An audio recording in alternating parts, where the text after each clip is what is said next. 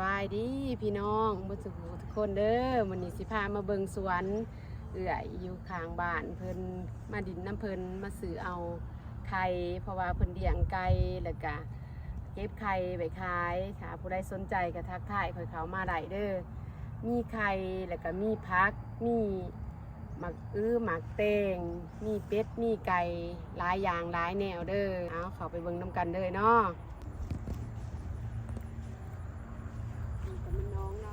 ยามเสียงแรงมานี่กบเขียดห้องเป็นเจียวๆอยู่นะออบเอฟ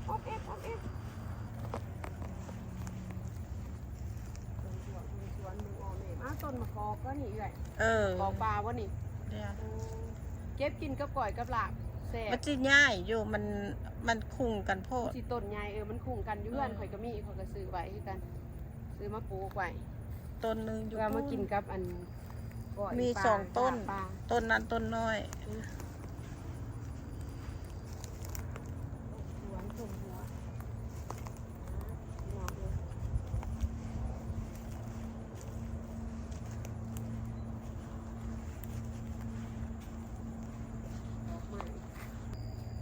มันดึงงามเนี่ยที่ได้มีกระเดียงกบเดียงไว้เอาปึ่งมาตอมเกสรมันมักอันนี้ได้มักต้นอันนี้นะไปเบิ่งงัวปะไปเห็นอันนี้เอาเบิ่งงัว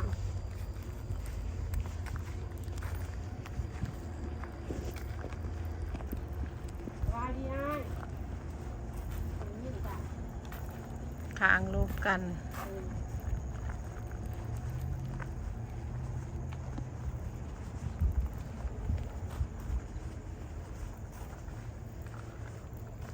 สบายดีอ้ายมีเป็ดบ่ไงเป็ดบ่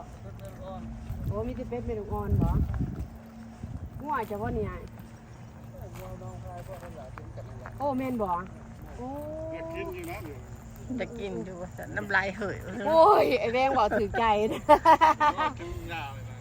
เดี๋ยวเราเลี้ยงงัวน้ำเอาใช้บ้านเดียวนี่นะแมนyes แมนไอ้แบงแมนโอ้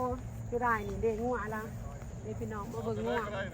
แล้วเลี้ยงงัวน้ำขอตัวหนึ่งเนาะนี่จักโตอ้ายจะเลี้ยงงัวนี่2 3 4 6 7ยาแมนไอ้แบงเบาถือใจเว้ยจัดการเฮาเบาซื้อดอกพี่น้องเลย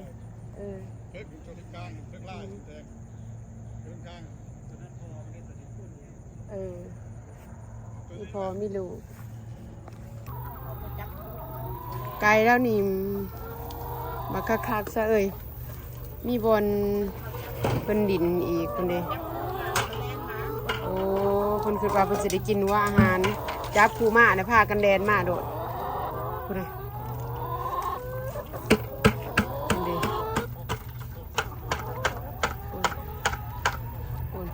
แถวนั้น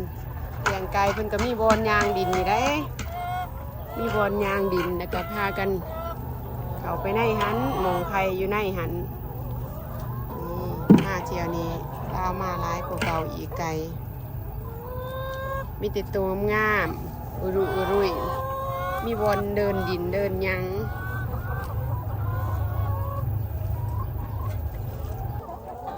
เพิ่นอยากกินเพิ่นพากันแตกมาเพิ่นเห็นมาพุ่นนะจะเป็นเด็กคนเด็ก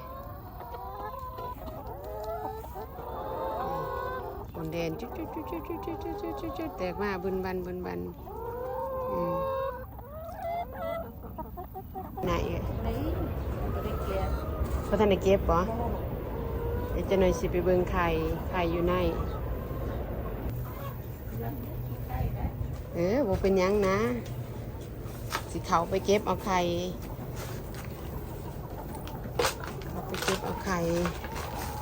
อยู่ใน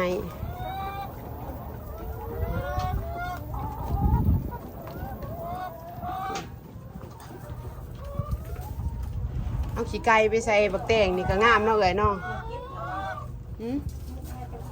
ละโหยพูนโอ้ละเก็บเลยบ่โอ้เก็บไข่เลยอายแล้วมาเก็บเลย ก็บแล้ว บ่มีแล้วเก็บไปแล้วอายมาเก็บไปแล้วเก็บไข่เอาไปไว้ในเฮือนแล้วเอาไปเดี๋ยวบ่นี่วอนออกไปดินยางสบายออกไปนอกใส่พักเซนดีไหน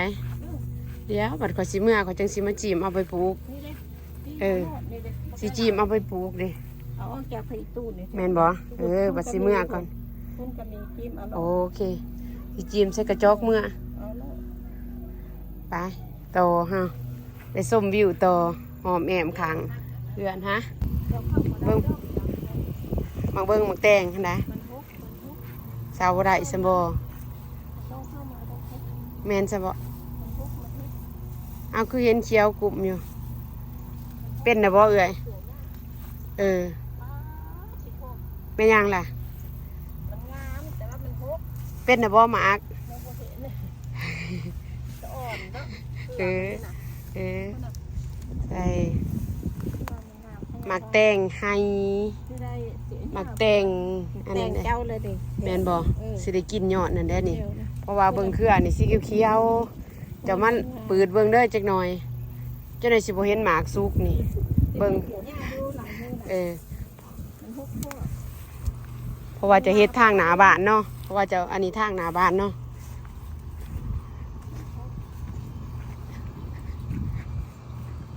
มาเบิ่งทางหน้าบ้านแม่นบ่โอ้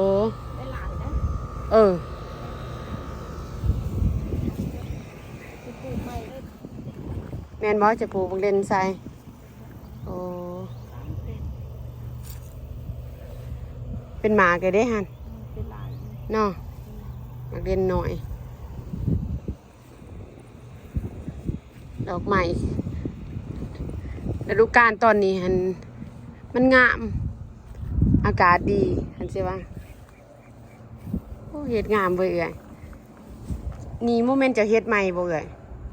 นี่แหละเดือนแล้วนี่นะโอ้แพงบ่นี่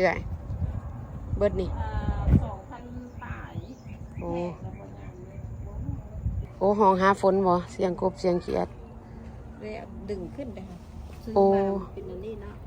ดึงขึ้นไว้เห็นหัวมันเยอะนี่โอ้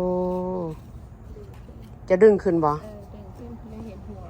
เฮาคือดึงขึ้นมันบ่อยากอันนี้บ่โนดึงขึ้นนะมันให้มันพ้นหัวมาได้โอ้แฮงดีความหมายบ่ตัวนั้นถ้าพัดเป็นหัวแบบนั้นบ่ใหญ่ขึ้นมานี่โอ้ให้เห็นหัวเป็นโตเห็นหัวมันโอ้ดึงขึ้นแต่ละเทื่อดึงขึ้นดึงขึ้นเลยมาตอนนั้นยังดอกไม้ยังบ่ทันเป็นบัดมาเที่ยวนี้แล้วสวยงามขึ้นอีกกว่าเก่าปีหน้าผู้ที่ยางออกมานี่คือสีเฮ็ดยังนี่อยู่ต่อหน้านี่โอ้สีเฮ็ดเป็นคลองน้ำบ่แล้วยังเฮ็ดยังบ่ทันแล้วเข้าที่เข้าทางแถวนี้ก็แม่นปลาบักแตงอีบ่นี่บักแตงสุกบ่นี่บักแตงโอ้แม่นเพราะว่าใบมันคือขอยว่าคือได้นี่ก็ขอยสิถามผู้ที่โดดมาใส่นี่ปลูกอันใดก็งามเฮ็ดแบบว่าตบแต่งได้งามนะดินี่ก็สิเฮ็ดเป็นคลองน้ำเป็นน้องไปทางนั้นให้ไปจอดกันเลยพุ่นโอ้สิเฮ็ดครัวขามอีกข้ามแล้วเฮ็ดน้ำตุกตากโอ้แผนการเป็นแนวนี้ก็ได้เที่ยวมาเรื่อยๆโดนหลังเฮ็ดหลายแนวเนาะเฮ็ดหลายอันหลายแนวมันบ่ได้แนวเดียวเฮ็ดตัวนี้น้อยนึงเฮ็ดตัวนั้นน้อยนึงเฮ็ดอยู่คู่มือเจ้าไหนก็ได้เอาเบิดมีแต่แนวกินจื้อไว้อยู่โอ้แล้วขยายแนวละน้อยมักแตงสุกปีนี้ซ้ำสิกินมักแตงเมืองหลวงมักแตงไห้โอ้แล้วก็เอาไห้คือกันต้นหนึ่งประจุมเอาไห้โอ้เอาไปไว้น้องน้ำน้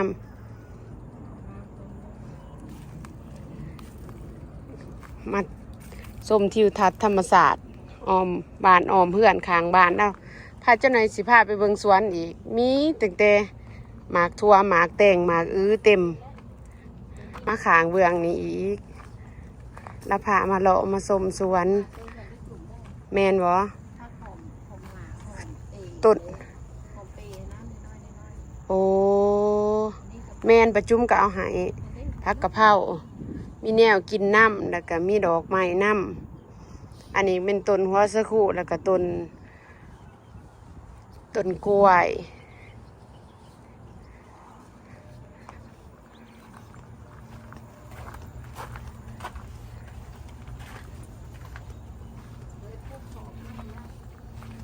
โอ้โอ้เอาหมักแตงใส่โอ้เอาอันนั่นมะเขือโอ้มะเขือใส่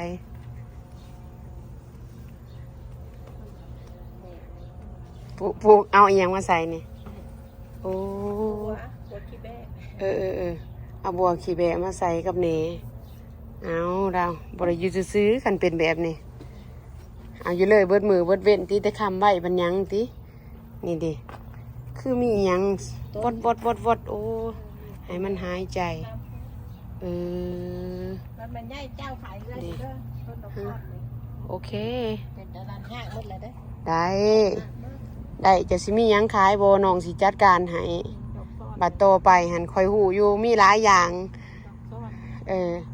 มีหมักหมักทั่วหมักแตงหมักหยังไปทางนั้นพุ่นแหละก็เห็นหลายอยู่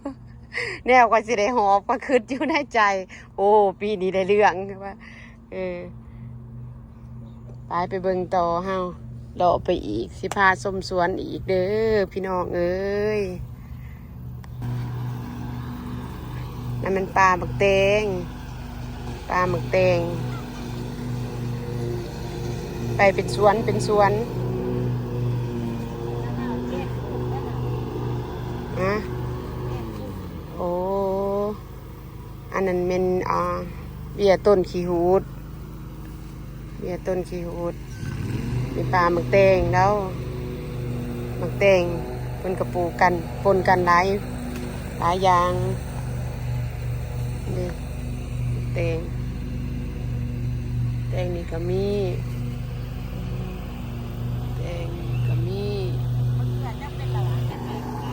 นี่มันมะเขือเนาะ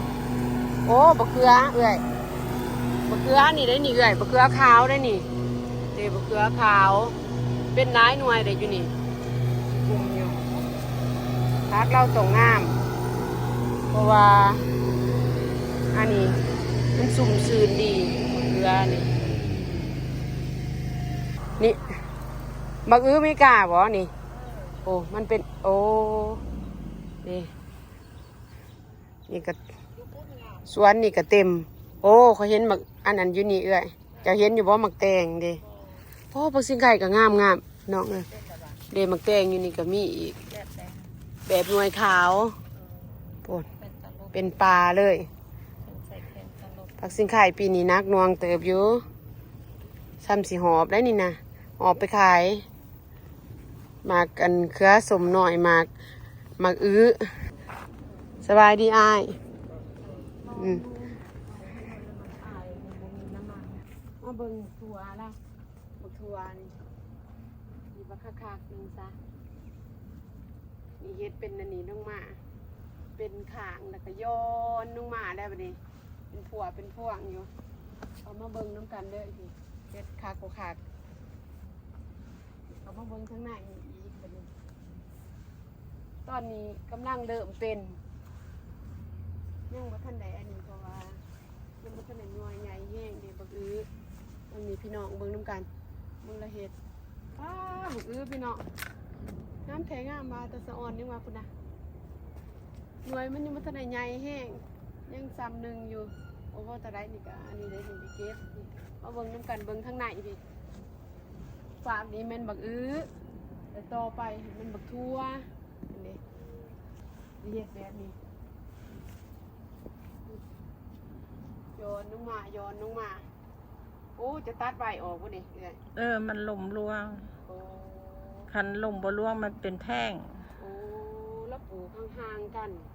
งาหันเอาออกเบิดเอ้าเจ้าคือเสียบอันนั้นงาคือเสียบอันนั้นมัน เสียบมันเสียบลิ้นนะมันโอ้มีเทคนิคอีกของเราเบิ่งน้ำกันอีกพี่น้องที่ว่ามีแค่นี้ ก็มีอย่างทั่ว โตมากเป็นบักทัว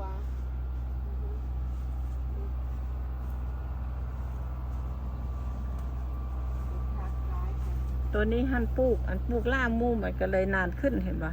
ตัวนี้ล่ามูพอปลูกแล้วมันนี่มันตายแล้วมาปลูกล่าน้ำหลังมูแล้วก็เลยมันบกขึ้นทันมูมันก็เลยเป็นว่างอยู่มาเด้อพี่น้องเด้อมาส้มสวนน้ำกันมีโอกาสกับมายามมาหาอยู่เท็กซัสเด้ออยู่เท็กซัสมีเดี่ยงปลาเดี่ยงเป็ดเดี่ยงไก่แล้วก็ปลูกพักทุกอย่างอยู่ในสวนเราปลูกตะลิ่นพุ่นก็ได้พุ่นอยู่บ้านเรามีเบิดครบสุดตามไปขายก็ว่ามีเบิดทุกอย่างนะนอจะน้อยมาเก็บเด้อก็พูดนอปลูกหลายๆโอ้มาเก็บนอยอีกมีนอยอีกจะเห็นว่านอยังบ่ทันได้เห็นไปเบิ่งนอเบิ่งมะเขือส้มก่อนไม่ได้มะเขือส้มแล้วว่าขี้ได้มึงได้ฮะอย่าเบิ่งแน่ซ้ำนี่ข่อยก็งามเพราะว่าปลูกลิ้นซื่อๆมันเป็นคลองน้อยๆสิมันเป็นคลองน้อยๆหั่นนะน้ำว่างอันนี้หั่นนะอันนี้เพิ่นว่าซ้ำนี่ว่าขี้ได้ขี้ได้พี่น้องพุ่นน่ะเป็นนั่นไปอายเพิ่นเนี่ยบ่อายดอกเนาะมีหยังขี้ได้ปานนั้นเด้เห็นบ่มาเบิ่งนี่น้อยก่อนเป็นหน่วยโอ้ยขี้ได้น้อยเอ้ยขี้ไล่อยากบ่อยากโซ่เพิ่นโซ่มีหยังโซ่เข้าไปเนาะพี่น้องนี่อันนี้ผมมาไกลๆซ้ำนี่ว่าขี้ไล่จะเบิ่งแน่ขี้ไล่แล้วเนาะอุ้ยสินะสะอ่อนว่าไปใส่ตำสมตำอันนั้นเด้ตำกระปุ่นมาเบิ่งอีกมันงามนะใช่งามมาเบิ่งสิพาน้องไปเบิ่งหยังบัดนี้ไปเก็บนอกคนปีหน้านะปีหน้าเห็นบอกอายจะปลูกนอกบักกะลาเรียนไปแถววิสัยโอ้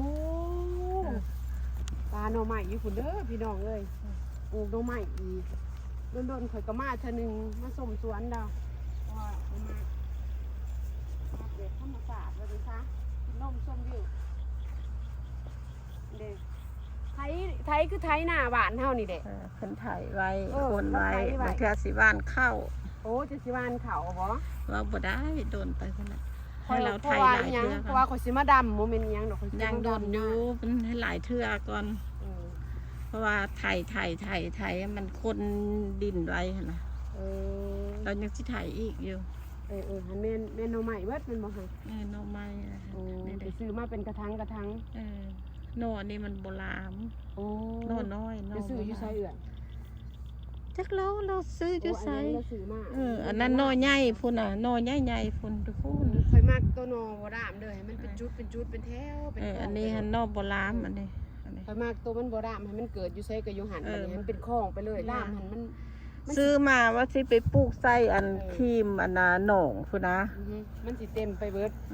ครีมหนองพุ่นแต่ว่าป้าขึ้นอยู่บ่ยามนี่เอ้ยไปบ้านเบิ่งไปบ้านมึงเนาะมาเด้อมาเบิ่งน้ำกันพี่น้องเลยมาเบิ่งป่านี่มาซื้อไข่น้ำเล่านะคะมาหาค่ะใครอยากได้ไข่เด้อสร้างนางดอนเด้อใครอยากได้ไข่สดๆเจ้านายสิทาไข่อยู่ในเรือนมีบ่ล่ะมีข้าววะมีร้านข้าวกำห้วยโดดมีร้านนึงไปโดดมาบ่มีถ้วยวะนี่มันบอกเลยถ้วยไปใส่ไปน้อยถ้วยแบบน้อยมันทิ่มลงวะแบบน้อยทิ่มลงแล้ววะอะไรบ้าง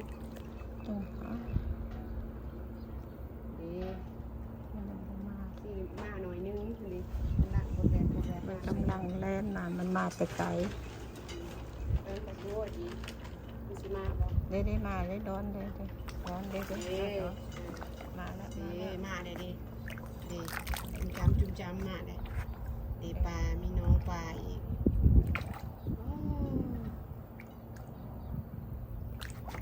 แต่เราดูซื้อข้าว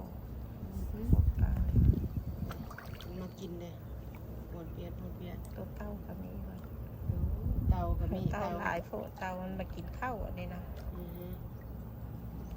เ มือนาจังสิอันขี่เหือมาครบอันทีมก่อนมือนาอันดิขี่เหือดินต้นวิดีโอคลิปก่อนหันเป็นพากันขี่เหือดินไปแถวพูนอันนั้นกับเมนเป็ดนะแถวขี่เข้าไปปุ่นหลังจากนั้นก็มีอันนั้นเห็นเด้น้องตัวนั้นโตนอกจากน้องตัวนี้เลยอยู่ฟาร์มนั้นก็มีน้องอีกน้องนึง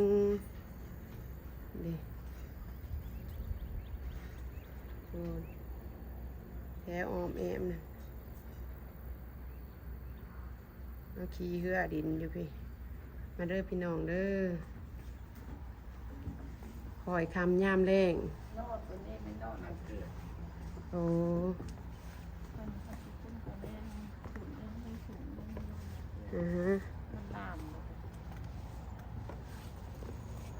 ต้นโพ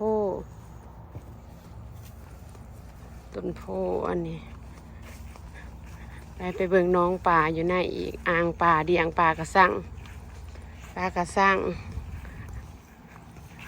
ป่าแล้วเอาเขามาแล้วตอนนั้นหันยังมุทันได้เอามาตอนมาตอนสุดก่อนเดือนก่อนแม่ยังมุทันได้เอาปลามาใส่บัดเดี๋ยวนี้เอาเขามาใส่แต่ป่าอยู่ในนี่เด้อสิทายให้เบิ่งเด้ออันเด้เห็น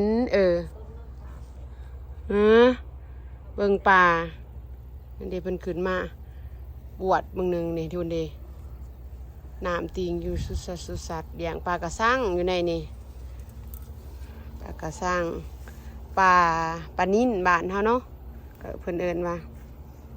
อีสังจะว่าโนซานว่าซั่นบ่เอ่ยโอ้ต้นโนซานก็มีพี่น้องเอ้ยมีหอดโนซานบัดนี้กกโอ้อันนี้เป็นโนซานเนาะเอามาออม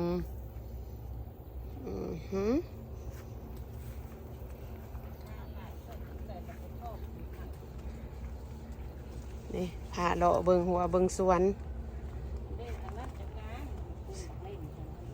ใส่อยู่ใส่โอ้ต้นบางเด่นต้นนั้นงามมาสั่นตัวโซ่บางหนึ่งนี่เอื่อยว่าโมงามแต่ว่าสำหรับข่อยเลยหันกับว่าสุดๆเพราะว่าจะคล้องปูคันจำหนึ่งกับว่างามเพราะแห้งแย่งเสาแย่งแรงหันพี่น้องเอ้ยก็สิว่าเห็นอันใดเรากับว่างามไปเบิดเพราะว่าจะคล้องปูบ่ค่อยงามบันไดนี่เป็นสวนคาเล่ากับผักซี่มักทัว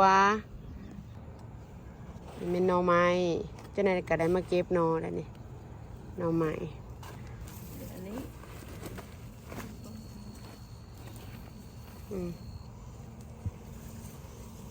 มีเบิดทุกอย่างมักจากนั้นก็ล่ามไปเบิดแถวนี่ล่ามไปเบิดเป็นเครือเดิมเป็นดอกเลยเดี๋ยวนี้มักอเมริกาบอนี่เอ้ยนี่แบบอเมริกาแบบลาวแบบอิหยังผสมผสานกันฮะเอามาดูมากระทันก็เป็นเด้อนี่เด้อต้นนี้มากระทันปอมเป็นหมากเลยดิมากระทันบานเจ้าเป็นไว้เนาะโอ้เป็นหมากเลยเนาะ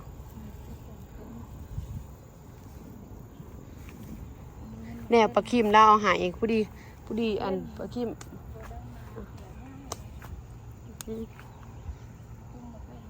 โอ้มักเรียนเมิดเจ้านายจะ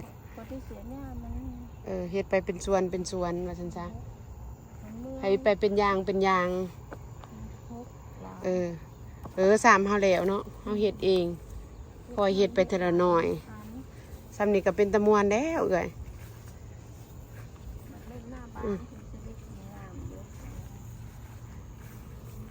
ดอกหัวเลาะสวนผ้าเลาะเบิ่งหัวเบิ่งสวนเจ้าไหนก็พาไปเบิ่งกบบัดนี้กบเขียดมันออกมายามแรงอยู่ในหนองหนาบ้านเรา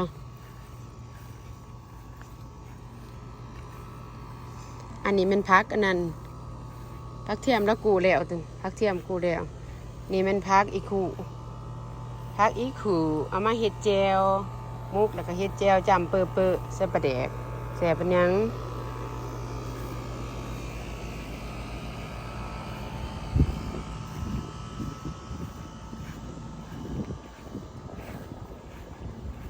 ชมวิวทิวทัศน์ธรรมศาสตร์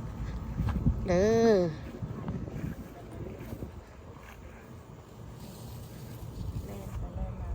สีแดงมากกับพาร้านมาเลนว่าเอา ใส่โอ้ยเขียวงามดีอยู่พี่เนาะถ้ามีของดีอยู่พี่สะพอว่าอยู่ผุนบ่งามบันไดบ่อยากโซ่ว่าสั่นพี่เดโอ้ถามบางทีสิบ่ทนเก็บคันแบบนี้ดีซุกเด้เพิ่มเด้โอ้ยดอกอีสังนี่ไงโอ้ปลูกสลับซับซ้อนกันไปหาแล้วก็ซุ้มไฟเมียนไปน้ำเกียมจุไดฟูไก่สีหอดแหละสีสลองในบาทนี่สลองอันนั้นเป็นต้นนั่นน่ะเนาะจะปลูกยังนี่เลยโอเคว่าท่านปลูกยังอันนี้มาเลยต้นยังนี่เลยต้นตะบองเพชรปะโอ้ค่อยได้เห็นคนแม่ข้าอายข่อยกินอยู่เมนเนี่ยนะโอ้แต่ว่าน้ำนี่บ่ให้ว่าเนาะต้นอันนี้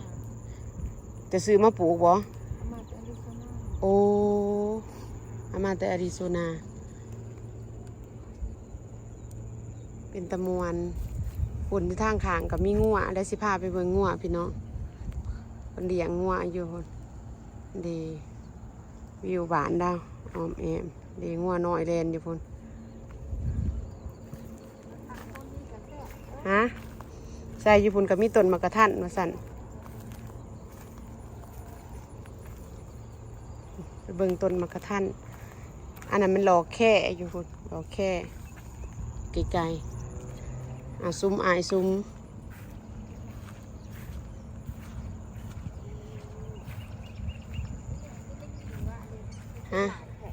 ฮะโอ้เป็นจนงากองป้าทีโตเฮ็ดจะได้สิเงยไหลวันนี้เป็นแทเป็นมาปีนี้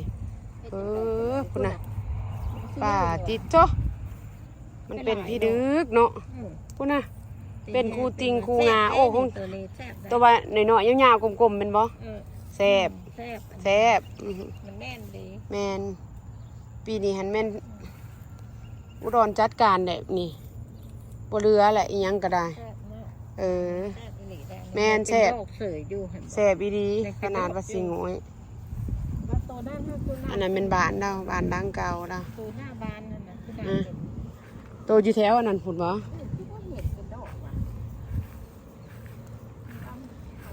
ไปเบิ่งอีกแถวหน้าบ้านแถวพุ่นแถวน้องอยู่พุ่นกับมีน้องคือกัน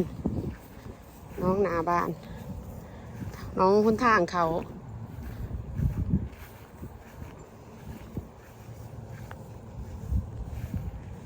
อันนั้นก็เป็นบ้านคนลาวตะกี้บ้านดูไปเบิ่งสวนโอ้น้องหน้าบ้านนั่งกันพี่น้อง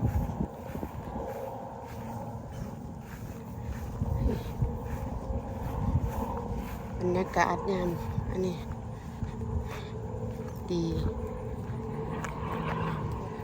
ดอกแค่เนาะอ้าวต้นอันนี้ก็เป็นปีนี้เพิ่นเป็นลายโอ้นี่ดอกแค่ฮะปีนี้เป็นลายเนาะเนาะของพวกเจ้าก็เป็นหลายแบบว่าคือจังหน่วยบ่ใหญ่ซ้ำนี่ซ้ำบ่ได้ไปสังเกตเบิ่งมากระทันอยู่เฮือนเจ้าของมื้อหน้าสิไปถ่ายเบิ่งคักๆเป็นลายขนาดเลยปีนี้มากระทันเป็นลายแมนฝนดีไปเบิ่งน้องไปเบิ่งอยู่พุ่นก็มีเป็ดฮะโอ้แต่ละปีท่านเคยกินก้อนพวกเจ้าโอ้ปีนี้น้ำแมนแต่ปีนี้มันอย่างมันคือด่านเป็นนะเป็นกระป๋หลายเป็นบ่ร้ายปีนี้ เออโอ้บ่หลายปีนี่บ่แถวนี้บ่เป็นหลายมากระทัน บ่มี อันนี้เป็นน้องอีกอันหนึงของเราทางหน้าบ้าน อุ้ยเป็นเล็กน้อยเดียวนึง เป็ดมาดิน บ่หลาย บ่หลายเนาะมากระทันแถวนี้บ่หลายก็เป็นของเราคือการเบิดแถวนี้ ของพวกเจ้าเป็นแล้วนี่บ่ สงสัยอยู่บ่ได้สังเกตคักๆเมื่ออาจจะสิไปเบิ่งว่าเพิ่นเป็นหลายบ่ เป็นหลายมีแต่หกไร่เมื่อ อือฮะ ตายแล้วสิได้ล็อกตู้ไว้แหละ ว่าฉันอีก สิได้ล็อกตู้ไว้แหละ สิได้ลอกตู้ลอกหยังก็งัดออกมางัด งัดบ่ได้ เข้ามามีวิธีแล้ว บ่เป็น โอ้ยเป็ดนี่ตัวน้อยมันจับ เลี้ยงเป็ดเลี้ยงไก่เป็ดตัวใหญ่บ่มีว่าอ้ายมีแต่เป็ดแม่ลูกอ่อนบ่โอ้ ตู้จะโตพวกมันก็ โอ้งัวก็กินหญ้าอยู่เข้มอะข้าวเดียวกับเพดอกงัวก็ได้เลี้ยงงัวเลี้ยงไก่เลี้ยงเป็ดพี่น้องเอ้ยอยู่เขตน้อง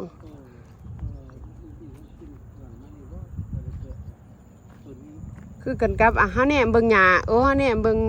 งัวกินหญ้าคือกันกับเฮาอันนั้นนี่เนาะคืออยู่ทงหน้านี่เนาะเจ้าคือข่อยบ่ เป็นบ้านนอก บ่เว้าว่าหั่นนะแบบอยู่บนงัวอยู่คันเฮามาเบิ่งไฟนี่อเมริกา เบิ่งจัดอยู่ตรงหน้าคืออยู่ตรงหน้านี่คือกินหญ้าอยู่ไห้หน้านี่แหละกันสิว่าหั่นนะบรรยากาศแบบนี้อันเด้ดนๆก็มาเทื่อนึงมาดินน้ำดาวมาหาดอกเบิ่งเป็ดเบิ่งไก่แล้วก็ซื้อไข่เมื่อนำเราเลยไข่ออร์แกนิกไข่จากไก่เราเลี้ยงไก่เก็บไข่ไว้ขาย เอามาละใคร จะเอามาเด้อบ่ จะไว้ใส่โอ้ยพอมาเจ้ามาแล้วก็ พระ ก่อนนั่น ขอยพากันไปอยู่บ่มีไข่ไปไปเอาไข่เฮา เราเก็บแล้วอะไรอยู่ในตู้ โอ้เราเก็บมาไว้คุได้อีหยังหั่น น้ำปลาแดกกับต้มปลาแดก โอ้ได้น้ำปลาแดกมาตอน กับปัญญาละมั่ม โอ้ thank you โอ้ต้มน้ำปลาแดกแซ่บๆนะฮะ ปลาแดกกันเราไปคิดเป็นพันใส่น้ำพันป่าไว้ แม่น เฮ็ดพันธุ์ ตัวนั้นใส่ตำขึ้น โอ้ปุ่นหิวไข่มาเดี๋ยวเป็นกระถางหนึ่งฮะ ปลูกยัง ปลูกแหน่อ้ายแล้วปลูกแหน่ปลูกวัวขี้แบหลายๆบ่อ้ายไข่มื้อนี้เก็บจักเทื่อแหละ ซื้อเยอะเลยครับ โอ้ไปโคนกระถางโคนถังเลยไข่ก็ได้ ขาเสียวเอามัน เลี้ยงปลาหน่อยใส่ให้กินแหน่ จะเอาไข่ไหม้เบาเลยไข่เมื่อวานนี่ ไข่ตัวใดก็ได้เอ้ย ไข่เมื่อวานนี่ไอ้ลาดเสร็จเรียบร้อยเลยเดี๋ยวค่ะ อันนี้เป็นไข่เก็บมื้อนี้เราไหลมานี่มันเก็บมื้อนี้ได้โตเมื่อวานนี่หันแม่นอันย่างเชือในนี่มันเก็บเมื่อวานนี่ให้เป็นจีหายไม่เห็นเลยดีอันนี้มันเก็บมาแล้วเมื่อวานนี้ What time is it?